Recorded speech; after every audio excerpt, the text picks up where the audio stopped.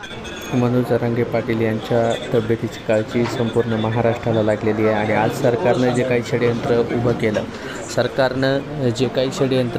केलं आहे ते षडयंत्र म्हणजे आंतरवाली सराटी येथील मंडप काढण्याचा असेल, आंदोलन मोडीत काढण्याचं असेल, हे षडयंत्र उभं केल्यानंतर मनोज जरांगे पाटलांनी निर्णय घेतला की मी ट्रीटमेंट सोडून आता पुढे आंतरवालीकडे जातो आहे आणि तेव्हा त्या ठिकाणचा मंडप काढणं असेल हे थांबवण्यात आलं। कारण इतक्या खालच्या पातळीपर्यंत जाऊन मराठा या आंदोलकांना त्रास देण्याचं काम सरकारच्या माध्यमातून होतं आहे आणि आपण पाहतोय की महाराष्ट्रातल्या तळागाळातल्या शोषितांना, वंचितांना, मराठ्यांना आपलासा वाटणारा जो नेता आहे ते म्हणजे अर्थातच मनोज जरांगे पाटील आहेत आणि त्यांच्यासोबत खंबीरपणे पाठीशी मराठा समाज आहे।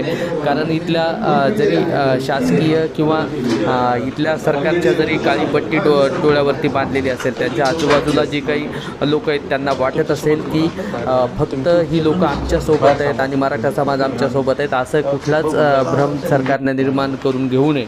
कारण येत्या काळामध्ये सरकारला त्यांची जागा दाखवण्यासाठी मराठा समाज असेल या ठिकाणी सज्जच आहे। अनेक समाज सरकारच्या विरोधामध्ये आहेत, त्यामध्ये प्रामुख्याने आता महाराष्ट्रातला मराठा समाज हा देवेंद्र फडणवीस जे काही षडयंत्र ते करतायत असं मनोज जरांगे पाटलांचं म्हणणं होतं आणि त्या म्हणण्याच्या अनुसार मनोज जरांगे पाटलांच्या शब्दानुसार इथला मराठा समाज चालतो आणि मराठा समाज त्यांच्या सोबतच चालत राहणार आहे। कारण तळागाळातल्या प्रत्येक मराठा समाजाला आता एकच म्हणजे जे काही दिशा दाखवायचं असेल ती फक्त मनोज जरांगे पाटीलच दाखवू शकतात। कारण कुठलंही षडयंत्र या षडयंत्राला मराठा समाज बळी पडत नाही आहे। किती बदनामी करायचा प्रयत्न जरी केला तर मराठा समाजाच्या लक्षात आहे की आमचं नेतृत्व निखळ आहे आणि अगदी स्वच्छ मनाचा माणूस हा मराठा समाजाला नेता म्हणून मिळालेला आहे।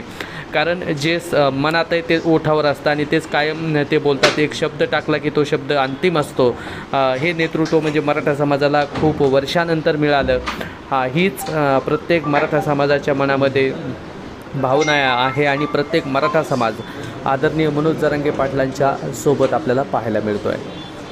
ही दृश्य आपण पाहतोय गॅलेक्सी हॉस्पिटल येथील आहेत आणि गॅलेक्सी हॉस्पिटलमध्ये जेव्हा पाटलांना त्या ठिकाणच्या गोष्टी कळाल्या, पाटलांना कळालं की आंतरवालीतला जो काही मंडप आहे तिथलं उपोषणाचं स्थळ आहे ते काढून टाकण्याचा प्रयत्न शासनाकडून केला जातो, तेव्हा त्याच वेळेस पाटील त्या ठिकाणी उठले आणि आंतरवालीच्या दिशेने निघाले आणि त्यावेळेस त्या पोलिसांना बोलणं झाल्यानंतर पोलिसांनी तो मंडप आणि तो हे काढणं टाळलं।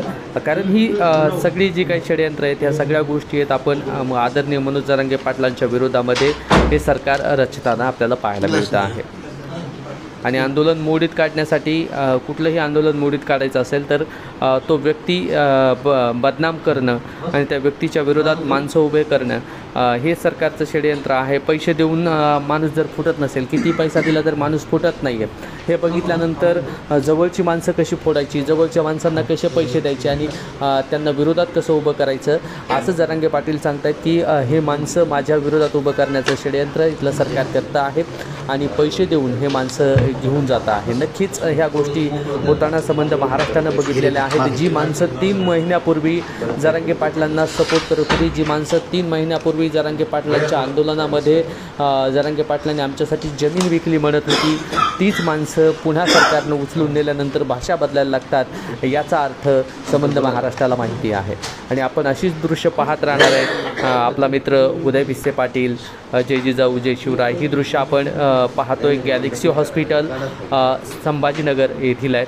कारण पाटलांची तब्येत प्रकृती बिघडत चाललेली आहे। कारण 17 दिवसाचं उपोषण पाटलांनी केलं, त्याच्या अगोदर 17 दिवसाचं उपोषण होतं, त्याच्यानंतर 9-10 दिवसाचं उपोषण होतं, त्याच्यानंतर पुन्हा मुंबई दौऱ्यामध्ये काही दिवस उपोषण झालं।